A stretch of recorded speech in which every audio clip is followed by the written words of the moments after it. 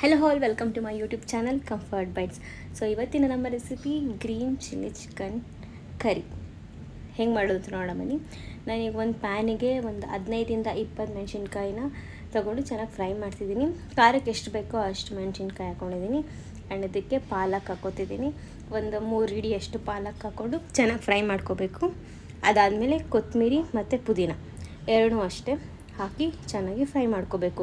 ಅದು ನೀರು ಬಿಡ್ತಿದೆ ಇಲ್ಲ ಹಸಿ ವಾಸನೆ ಹೋಗಿದ ತಕ್ಷಣ ಅದನ್ನು ಸ್ಟವ್ ಆಫ್ ಮಾಡಿಕೊಂಡ್ರೆ ಆ ಫ್ರೈ ಸಪ್ರೇಟಾಗಿ ಇಟ್ಕೋಬೇಕು. ಇದು ಚೆನ್ನಾಗಿ ಒಂದು 5-10 ನಿಮಿಷ ಫ್ರೈ ಆದರೆ ಸಾಕು. ಆ್ಯಂಡ್ ನಾವು ಇವಾಗ ಒಂದು ಮಿಕ್ಸಿ ಜಾರಿಗೆ ಒಂದು ಎರಡು ದೊಡ್ಡ ಈರುಳ್ಳಿ ತೊಗೋಬೇಕು. ಅದನ್ನು ಇದೇ ಥರ ಸಣ್ಣದಾಗಿ ಕಟ್ ಮಾಡಿ ಹಾಕೋಬೇಕು. ಆ್ಯಂಡ್ ಆದಮೇಲೆ ನಾನು ಇವಾಗ ಫ್ರೈ ಮಾಡಿ ಇಟ್ಕೊಂಡಿದ್ದಂಥ ಇಂಗ್ರೀಡಿಯೆಂಟ್ಸ್ನ ಇದಕ್ಕೆ ಆ್ಯಡ್ ಮಾಡ್ತಿದ್ದೀನಿ. ಸೊ ಇವಾಗ ಇಷ್ಟನ್ನು ನಾವು ಪೇಸ್ಟ್ ಮಾಡ್ಕೋಬೇಕು.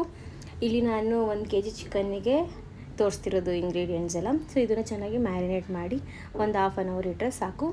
ಇವಾಗ ಒಂದು ಕುಕ್ಕರಿಗೆ ಆಯಿಲ್ ಹಾಕಿ ಚಕ್ಕೆ, ಲವಂಗ, ಪಲಾವ್ ಎಲೆ ಆ್ಯಂಡ್ ಸ್ಟಾರ್ ಇಷ್ಟು ಹಾಕಬೇಕಷ್ಟೇ, ಜಾಸ್ತಿ ಏನು ಹಾಕೋದು ಬೇಡ. ಇಷ್ಟು ಹಾಕಿ ಅದು ಕುಕ್ಕರ್ ಬಿಸಿ ಆದಮೇಲೆ ಇದನ್ನೆಲ್ಲ ಆ್ಯಡ್ ಮಾಡಬೇಕು.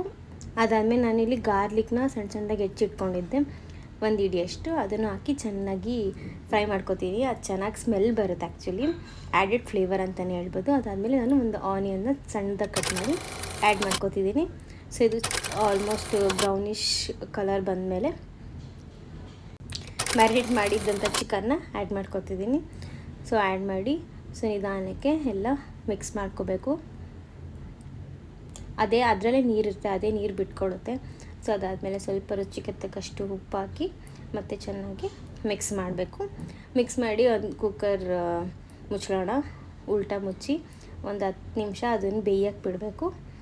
ನೋಡಿ ಈ ಥರ ಕಾಣಿಸುತ್ತೆ, ಬೇಯಕ್ಕೆ ಬಿಟ್ಟು ಇದನ್ನು ಫ್ರೈ ಥರನೂ ಮಾಡ್ಕೋಬೋದು. ನಾನಿಲ್ಲಿ ದೋಸೆಗೆ ಚಪಾತಿಗೆ ತಿನ್ನೋ ಥರ ತೋರಿಸ್ತಿದ್ದೀನಿ.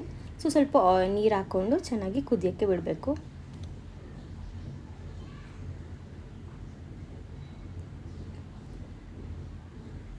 ಸೊ ಇದು ಕುದಿಯೋಕ್ಕೆ ಸ್ಟಾರ್ಟ್ ಆದಮೇಲೆ ನಾನಿಲ್ಲಿ 2 ಸ್ಪೂನಷ್ಟು ಧನಿಯಾ ಪೌಡರ್ ಆ್ಯಂಡ್ 1/4 ಸ್ಪೂನಷ್ಟು ಪೆಪ್ಪರ್ ಪೌಡರ್ ಹಾಕ್ತಿದ್ದೀನಿ.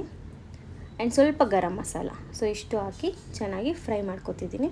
ಮಿಕ್ಸ್ ಮಾಡಿದ್ಮೇಲೆ ಆ ನೀರು, ಚಿಕನ್ಲಿರೋ ನೀರು, ನಾವು 1 ಗ್ಲಾಸ್ ಹಾಕಿರೋ ನೀರು ನೋಡಿ ಈ ಥರ ಹಿಂಗೆ ಬೇಯಕ್ಕೆ ಬಿಡಬೇಕು. ಇಲ್ಲ ಕುಕ್ಕರ್ ವಿಜಿಲ್ ಮುಚ್ಚಿದ್ರೂ ಪರವಾಗಿಲ್ಲ, ನಾನು ಹಾಗೆ ಬೇಯಕ್ಕೆ ಬಿಟ್ಟಿದ್ದೆ. ನೋಡಿ ಈ ಥರ ಫ್ರೈ ಆಗುತ್ತೆ. ದೋಸೆಗೂ ಚಪಾತಿಗೂ ಎಲ್ಲದಕ್ಕೂ ತುಂಬ ಚೆನ್ನಾಗಿರುತ್ತೆ. ಟ್ರೈ ಮಾಡಿ ನೋಡಿ. Thank you so much for watching.